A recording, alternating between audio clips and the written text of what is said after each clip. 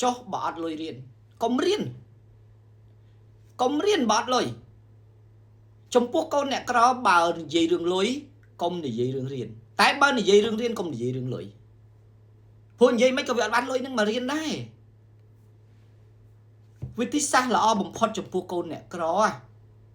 ต่อสู้คำปรังอัดมุดกรันเงินนิลធ្វើបែបណាក៏ដោយឲ្យតែបានរៀនហើយមិនបំពេញច្បាប់អានឹងរូបមន្តនេះនឹងច្បាប់បកូនអ្នកក្រពួកខ្ញុំមិនដឹងថាធ្វើរូបមន្តបែបណាដើម្បីឲ្យបានរៀនទេបើអត់លុយទេបើតាំងចិត្តថារៀនហើយយើងកើតមកនៅក្នុងក្រុមគ្រួសារវាក្រកុំនិយាយរឿងលុយនិយាយទៅងាប់ទៀតក៏អត់មានលុយធ្លាក់ពីលើមេឃមកដែរតែខ្ញុំមានរូបមន្តរឿងមុនគេបំផុតខិតខំប្រឹងប្រែងរៀនសូត្រហើយរៀនដោយរបៀបណាចេះកាត់ចិត្តចេះធ្វើចិត្តចេះទទួលយក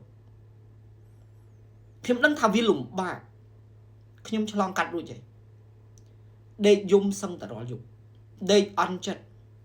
ដេកកើតទុក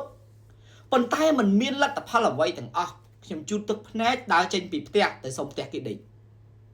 នៅចិត្តសាលាដើម្បីខ្ញុំបានរៀនខ្ញុំសាពះសុំគ្រូខ្ញុំថាលោកគ្រូខ្ញុំសុំរៀនគួរដែលអត់បង់លុយបានអត់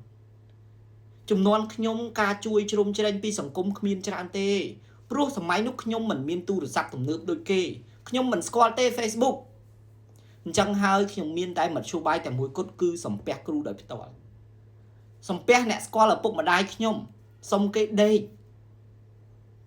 អញ្ចឹងខ្ញុំថាវិធីសាស្ត្រមុនគេបំផុតខំប្រឹងខ្លួនឯងបន្តមកទៀតកុំបាច់ទៅប្រជែងយកលេខ1លេខ2បើយើងមិនបានរៀនដិតដល់ធ្វើយ៉ាងណាឲ្យចេះរៀនឲ្យចេះប្រើការឲ្យកើតចំនួនយើងមិនអាចរៀនបានល្អប្រសើរដូចចំនួនដូចគេអ្នកដទៃតែចិញ្ចឹមចិត្តរកលុយសំតេតក់ឲ្យប្អូនឬក៏ឲ្យក្មួយឬក៏ឲ្យកូនយើងចំនួនក្រោយវាបានរៀនល្អប្រសើរជាងយើងអានោះរឿងទី1ខ្ញុំអត់ចង់បន្ទោសទេបងអូនខ្ញុំអត់ចង់បន្ទោសទេប៉ុន្តែឲ្យខ្ញុំទៅប្រាប់រូបមន្តបែបណាបើយើងកើតមកក្រហើយយើងចង់បានស្អីយើងយំស្រែកឲ្យគេជួយអ្នកណាគេមកជួយយើងបើយើងមិនជួយខ្លួនឯងទាល់តែសោះនោះធ្វើខ្លួនឲ្យល្បីធ្វើខ្លួនឲ្យប៉កែប៉ុន្តែមិនមែនល្បីកោងកែកដើរកាប់ដើរចាក់ទេណារៀនឲ្យប៉កែធ្វើខ្លួនឲ្យខ្លាចជាក្មេងល្អលោកគ្រូអ្នកគ្រូស្រឡាញ់សង្គមអ្នកចិត្តខាងយើងស្រឡាញ់អ្នកជុំវិញខ្លួនយើងអាណិតណាគ្នាក្រខំរៀនណាជីកង់ឲ្យកក្លឹកលោកគ្រូអ្នកគ្រូថាមួយនឹងវាខំរៀនណាកូនអ្នកក្រទេប៉ុន្តែវាខំឲ្យស្គមឲ្យពលឺតគ្មានអ្នកមើលឃើញក៏ទេវតាមើលឃើញទេហើយបើព្រមលិខិតវិចារមកឲ្យយើងនៅអញ្ចឹងហើយយើងនៅទទួលយកទៅក៏ប៉ុន្តែមិនព្រមចុះចាញ់តាមព្រមលិខិតចាទេសម័យនេះខ្ញុំដឹងថាមានអាហារូបករណ៍ប៉ុន្តែបើយើងអសមត្ថភាពក៏ពិបាកទទួលដែរបើយើងរៀនមិនដល់ក៏ពិបាកទទួលដែរក៏ប៉ុន្តែក៏មានអាហារូបករណ៍សម្រាប់កូនអ្នកក្រដែរចុះបើអ្នកគ្នាមិនសូវក្ររៀនបានអត់បានទេរៀនដោយសន្សំចៃអាហ្នឹងមិនសូវក្រខ្ញុំហៅថាមធ្យមតែបើអ្នកក្រីក្រតែម្ដងត្រូវចេះកន្លែងហ្នឹងធ្វើបែបណាក៏ដោយឲ្យតែប្រើការបានចំណេះដឹងខ្ញុំយល់ថាវាលំបាកណាស់ខ្ញុំឆ្លងកាត់ហើយខ្ញុំចង់បោះបង់ចោលចិត្ត20ដងហើយយំផង